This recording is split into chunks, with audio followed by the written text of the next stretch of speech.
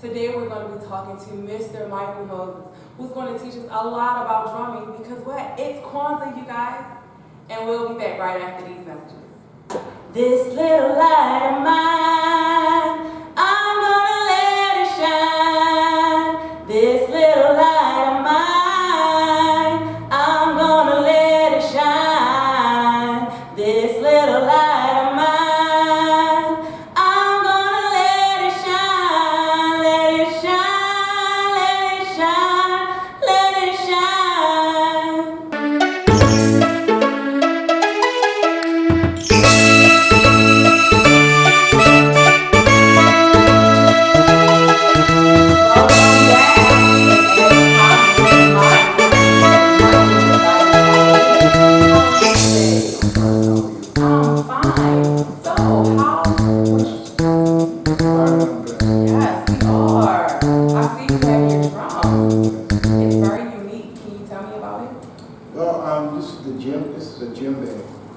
From West Africa. It actually comes from Senegal. Okay. This is goat skin. These are kasinka sings where I had to earn them. I just couldn't put them on the drum. I had like a master gave them to me for my participation in the program and doing the drumming. So I grew up in a little village in Catonsville, Maryland, and somehow I was trying to pursue athletics, but somehow the drum came into my life and God just said, this is what I want you to do. So I started to play the American drum set first. And then I went to a place called Nashville, Tennessee, where I had the opportunity to play with so many acts in total world. I won a Grammy with Quincy Jones in Bergen. I had a Grammy award from Handel's Messiah CD that I played on. And so after I did all that, I went to Jamaica to live because I wanted to live tribal.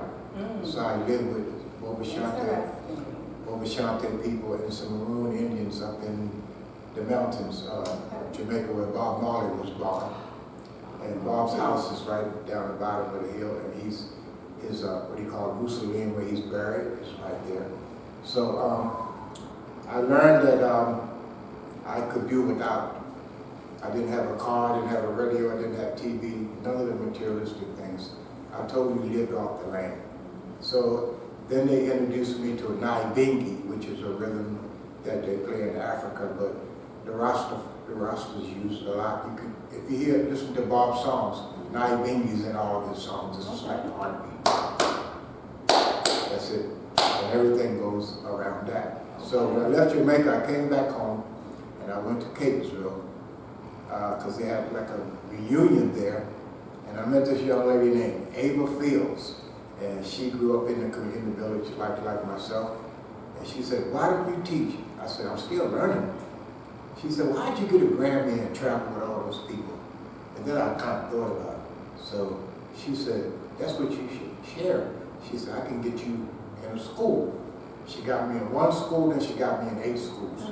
So yeah, I got all these students. Family League helped me with grants. Fusion and Partners helped me. They sponsored me. I was with Young Audience for a while. And I played 30 different drums from Africa. And I would take 20 of my drums out and do a demonstration, give the history of them to all these schools. Everywhere they sent me some of the most beautiful places. I taught at the School for the Blind.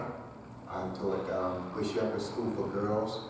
I know that was very amazing. Yes, Holy Spirit, so many schools. So, and then I started, sharing the Jimmy because God gave me the blessing, and He told me to give it back. Absolutely. And what way to give it back is to start with the children, the future. Yeah. So I've been blessed to, share my drumming. Now, the drum is so important in the African culture because this is the first form of communication. This is like a telephone in Africa. Oh, wow. So, that's new to me. That's yeah. amazing. So in the village, you have the drum, then you have the surrounding villages. So when something was coming about, like a celebration or a baby was coming into the world, somebody was getting married, they would play the drum, and the rest of the villages would know what was taking place. Is it usually like a unique, different sound? Yeah. That you would do for certain Different things? sounds, because you had three basic tones. You had bass, then you have tone, then you have slap. Okay. That's three tones. So whatever the rhythm was, they understood what that was. But my thing is, when they were bringing my ancestors here to America on the ship, we had the drums. They took the drums from us so we couldn't communicate on the ship. So you see how very important it is to keep it alive in the culture. So I met so many people from Africa, and they would always come and say thank you for sharing, the blessing and the history of the culture. So. And I thank you right now because I learned a lot. So look at that, I'm still learning too. Yeah, so we all learn. I didn't pursue the traditional rhythms. I wrote my own. But I wrote my own rhythms in honor of my ancestors. This from the heart. Because I didn't study. I took one class with Baba Olatunji. He was gone now. He was like, I went to a workshop and he showed me the basics. And that's what I do with the children. So what I show you, anybody can play a drum. Anybody. I stopped them with a pattern where, and they be 4 or 5 years old and they get it, So when I see them getting what God has given me and I give them back, that's my reward. Yes. That's my true blessing, saying thank you so much. Because I have something that somebody has given me and I'm able to share it.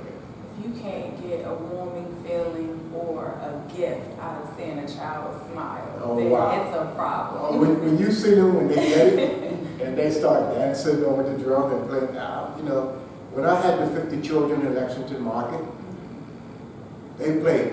I got emotional, but I didn't let them see me because they played so good and the market was packed. I had 50 students. My youngest one was 4 years old. His mom strapped the drum around him and put him on a little high chair and he just played along with us. Because I had taught him in the Child Development Center. Because I started kindergarten all the way up. Right. So God's keep moving me in these certain places. But I want to give a shout out to a brother, Fernand Hill, who's been supportive of my program. Fusion and Partners, Family League, Young Audience, they supported what I did. And I just like to, if I can, God give me the strength and energy, I want to keep doing this until he calls me home. Absolutely. I don't want to do nothing else. And I hope that he blesses you to keep you doing it. This is amazing. Yes. And I'd like to thank Sister Loretta for coming to the Catonsville Clubhouse video in the program and showing so much interest in me sharing what I do. Can't beat that, You know what? Speaking of sharing, I think we have some clips. We'll be right back. 1, 2, ready, sing.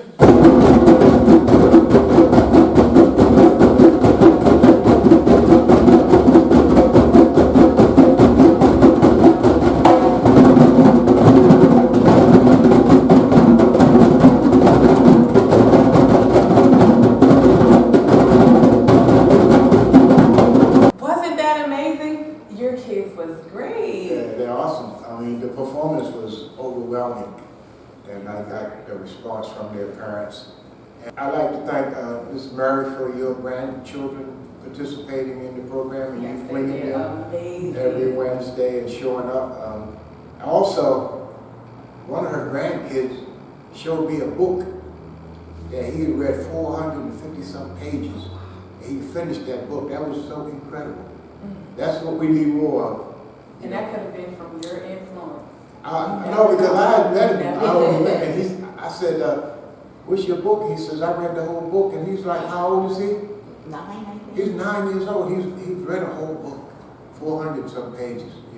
We need more people like that. Yes. And then he can share that with other people. I can just say, we can say, we need more homeschooling. Oh, all right. yes, homeschool too. You know, I mean, it works. It does. And but you have to put the time in and be sincere to it. And you have to have patience. That's another Oh. thing we don't have with our kids nowadays. We have to be patient. You need Talking patience about to patience, teach. that's You need my, patience to learn. that's my biggest virtue, is to give them time. I don't rush them. Because some get it faster than others. And so you have to just wait. But when they get it, they got it. Absolutely. Yeah, and that's the blessing right there. Yes. So, and you know, I've been blessed to, you know, I've been truly blessed. I played with some of the, you can look on my resume and some of the people that I toured the world with. Besides my Grammy, I was with the Oak Ridge Boys. I was one of the few African Americans to play country music. I've been on Hee Haw, Dukes of Hazzard, David Letterman, Dick Clark's New Year's Rockin' Eve. I appeared on that. I'm one of the few to play on the Grand Ole Opry. And look at you. Yeah. I toured with Tony Joe White. He wrote Rainy Night in Georgia. I toured with Patty Austin. I toured with Leon Russell. Look at that. We got history in the Yeah. room, you guys. Hey, you know what? We got to take a break for right now. But do you want to play us out a little something before we go on break? I don't mind. All right. Thank you. So I'm just going to say thank you for today. And thank you to all my ancestors who came before me and made this possible so I can do that, because so many people sacrificed. My friend Martin Luther King, he was a big motivator to me. Every time he spoke, I got emotional because he moved me in that way. And all the people who gave up their personal lives so we could observe freedom. That's what we're still fighting for right now. And peace, because we need more peace in the world right now. And the drum is about healing also, and the vibration. So I'm just going to feel a little better now.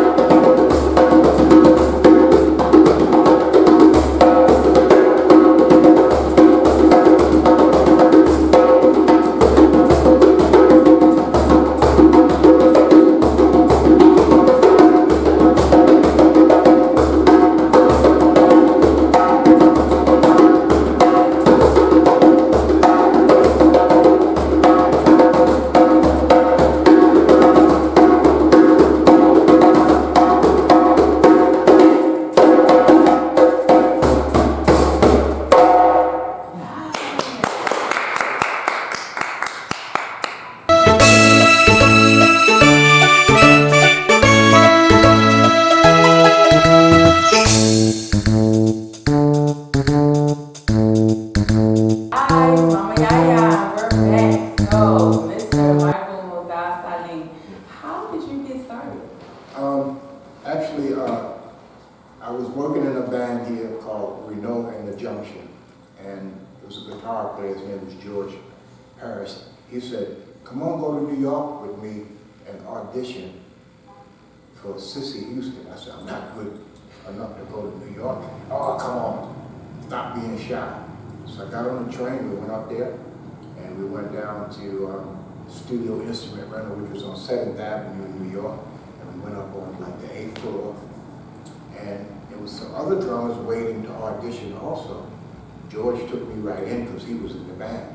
So we got in, he introduced me to everybody. First he introduced me to Whitney, and Whitney's father, then he introduced me to Sissy, who is Whitney's mom. Also Dionne Warwick's niece, and Aretha Franklin was Whitney's godmother. I got the gig with Sissy Houston, and I toured with her for about 2 years. I got to play the Village Gate, the Vanguard, Reno Swingers, all the big clubs in New York.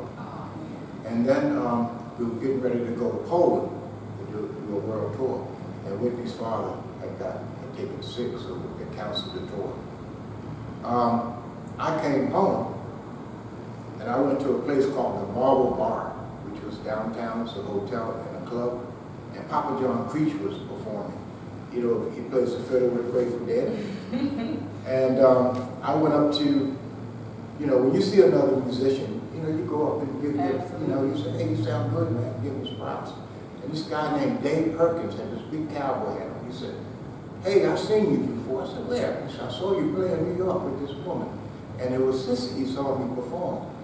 He says, I'm from Nashville, Tennessee. Would you want to be part of my band? And then I thought, Tennessee? I said, no, because I know that Martin Luther King was assassinated in Memphis. And I said, well, if they got that kind of frame in Memphis, then what about Nashville? And I know it was in the South. And I kept thinking about it.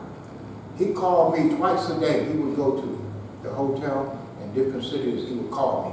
You made your mind up yet? I said, no. And I come home, my mom said, Dave called you. What does he want? I said, he wants me to come to Tennessee. But my stepfather was from Tennessee, but he never, talked about music, nothing like that. So finally, Dave called me off guard. And that's when he flew me down to Nashville. I toured with him for a little bit, and then his band kind of split up, and then all of a sudden God was sending me all these blessings. One band, one tour, another tour, another tour. I was on buses, I was on Learjets. Yeah, I was pinching myself because sometimes I didn't believe I was in some of the places I was, So I said, this is so good. So then I got to play with Patty Austin, Rufus Thomas, Solomon Burke, Terry Gibbs, the blind country singer. Oh man. Yeah, and then I didn't know the people in the community yet because I was always on the road. And then when I got to know the people in the community, this is when I got introduced to African drums. And this brother named Darryl Rose, who toured with the Wailers, let me use one of his drums at a gathering one night. And it felt so good. I went out, I bought my first drum, and then I would like, go to different workshops and see different drums. And so I got 30 right now or more. So I'm playing all these different drums. And it was a lot of fun. I learned a lot from it. It was some down times in it because of me being black. I had to deal with that. But I kind of like kept it in, because I didn't want to. I was going to ask you that. Did you ever encounter any obstacles with trying to pursue this? And was it more hard because you felt like God gave it to you? Or was it more hard because your heart was really in it? Like, did you have any weeks like, I can't do this, it's too much? Did you have any of those moments? No, I wanted to do it every time I got a chance. So that's good. Not to stop your motivation. Listen, we need more of that. And that's what I try to tell the children, because some of them tell me sometimes, I can't do it. If you say you can't, you don't give yourself a chance. Right. So I try to push them to elevate them to say, get excited about it. I never played country music. I didn't know none of those people until I went to Nashville. And then all of a sudden people were calling me to play country music, and I'm saying, oh, I kept looking up and saying, you really doing this to me? Because let me tell you this story. I got with the Oak Ridge Boys. I was touring with this lady named Randy Gurley. She was on RCA Records. And we out on tour. So she was opening a few shows with the Oak Ridge Boys. Okay. So we go to Minnesota State Fair. I'm playing with Randy. I'm finished her show. I go on the bus. I'm drying off because I'm sweating and everything. So I'm walking. I wanted to go out and observe because those festivals like that, it's so much food. People got so much. It's like 40,000 people there. Yeah, you're very curious. You want to see. Yeah. So I'm walking down and I heard somebody say, Salim. I said, who knows me in Minnesota? And it was one of the Oak Ridge Boys, the old manager. He said, come on, the Oaks need to talk to you. I said, about what? He said, come on the bus. So I go on the bus. All the Oaks are sitting in the lounge up there. And they said, Salim, have you listened to the entirety of our show? I said, no. I might have heard a couple songs and went on my way. Oh, we need you tonight. And I said, me? What about Mark? You got a drummer. Mark is sick. He can't go. And like my heart just dropped like that. I said, oh no. So I looked up. I said, you brought me this far. I need you tonight. Oh, that's right. And I was talking to the MOSZAH, So they gave me a song list of 13 songs. I went up on this, and they said, if you miss a song, we can go back and vamp, but the audience will never know it. So I said, okay. Y'all know how to do that. 13 songs. I played all 13 without a mistake. And they gave me a solo on the closing song, which was called Heaven Bound. I know that song. They took me on the bus. They gave me $500 cash for that 45-minute show. And they gave me this gold chain that said Oak Ridge Boys. I came home for Christmas. I went to the YMCA to work out, and somebody broke in my locker and took it. And that thing's probably so valuable out now. And then I did, after I did that, I went to Kansas City, did one more show. Then they flew me to Houston, Texas, where I met up with the band that I was originally touring. So I go to California. I'm playing the Paramount Theater. This guy comes up after the show, and he says, "What are you doing playing with those rednecks?" And this is a white gentleman. Oh, Lord. I said, "What?" He says, "My name is Steve Ripley. I play with Bob Dylan." He said, "I love the way you drum. Would you come out, you know, if I arrange things, would you come out here and play on my record?" And I said, "Well, if I got the time." So he made the time. He flew me out. He took me to Hollywood. He was taking me all around LA. I got to see Bob Hope's house. Jonathan Winters was living here. Wayne Shorter, the great sax player, where he was living down the street. All these big gates where you got to go through these gates to get to these people's houses. I was like, "Oh, this is pretty cool." And then he took me to Leon Russell's house. And Leon Russell, I knew him from Mad Dogs in English, which was an album done with him and Joe Cocker did it together. So I'm out there recording with Steve. We're in the studio. It's 2 o'clock in the morning. The phone rings. Steve picks, he's talking and he's watching me. I said, "Why are you looking at me like that?" He says, "For you." Now, who knows I'm out here, but I did tell the bass player Randy Gilda's man where I was going. So I picked up the phone and somebody said, "Are you ready for the major leagues?" I thought it was somebody calling me for to play baseball, because that's, you know, the Oaks had seen me play, because I was playing semi-pro and all that. I played for Billboard magazine, and I played softball for Pete Drake, who was Elvis.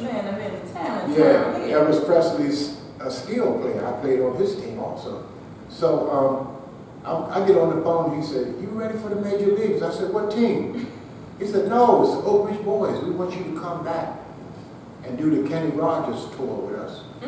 Kenny Rogers got the Gambler. He got a #1 song. The Oak Ridge Boys got a #2 song on the charts. So I said, "What about what?" "Oh, we're going to use 2 drummers." I was like, "Oh, like the Allman Brothers," because they had 2 drummers. So I said, "I'm going to get back. Well, your tickets are already at the airport." "How you know I was going to say yeah?" You couldn't turn this down. This is Oak Ridge Boys. So they flew me in. They flew me into Nashville. I rehearsed with them for 30 minutes. And then we got on the plane. We flew straight to Los Angeles. And we went to the hotel. And they said, "Everybody come to the lobby." What do you want? So we go down the lobby. All these limousines are waiting outside for us. They took me to a department store called Fred Seals. And they said, "Spend $3,000. I spent $3,000 on those clothes. I bought a pair of shoes and 2 bad pairs. I think I bought it.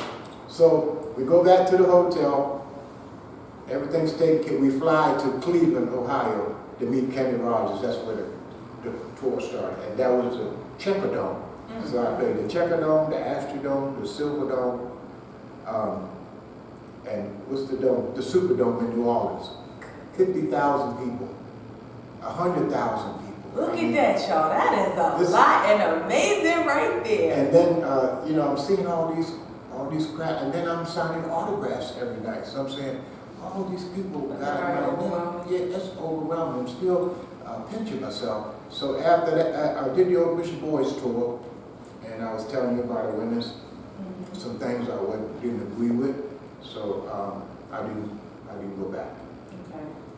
So then, a few bands later down the road, it was a group called the Garmo and Key, which is one of the biggest contemporary Christian rock bands in America. So I'm touring with them. We're opening for the Pope, Pope John II, when he came to Denver, Mile High Stadium with President Clinton was the president, he spoke. 240,000 people were there to see the Pope. And I'm like, all these people from Africa. I didn't know all these people were coming to how popular the Pope was all over.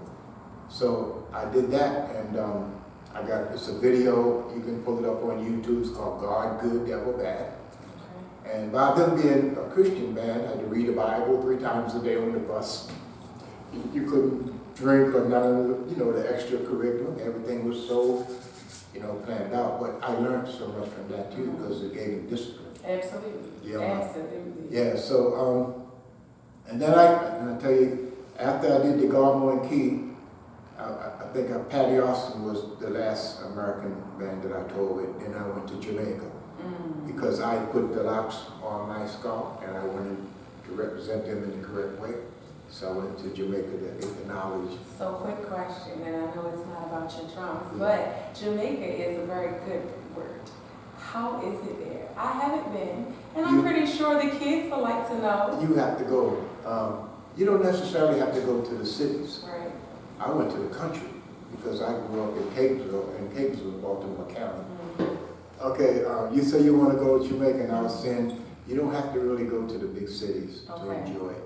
You want to go up to the mountains, where the trees and the grass and the flowers and the fruit and the veggies and all the good stuff is. But it's cool.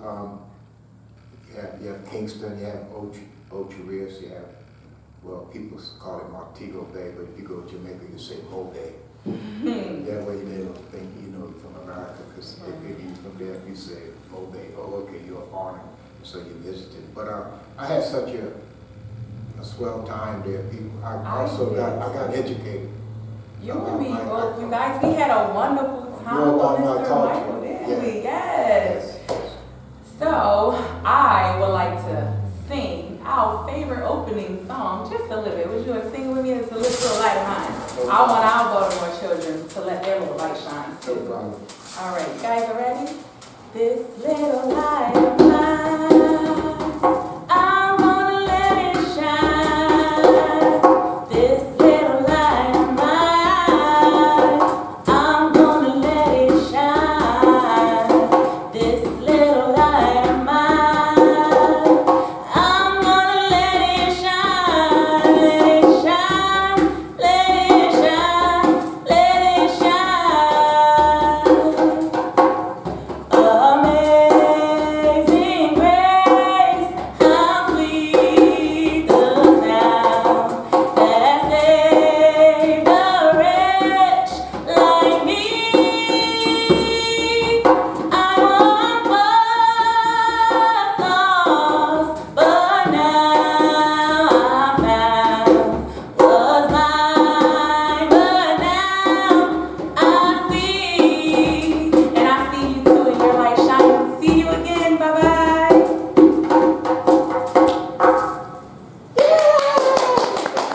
Now, wasn't that fun today, you guys? We had so much fun. I hope you enjoyed the show. See you again on another Mama YAYA show. Goodbye.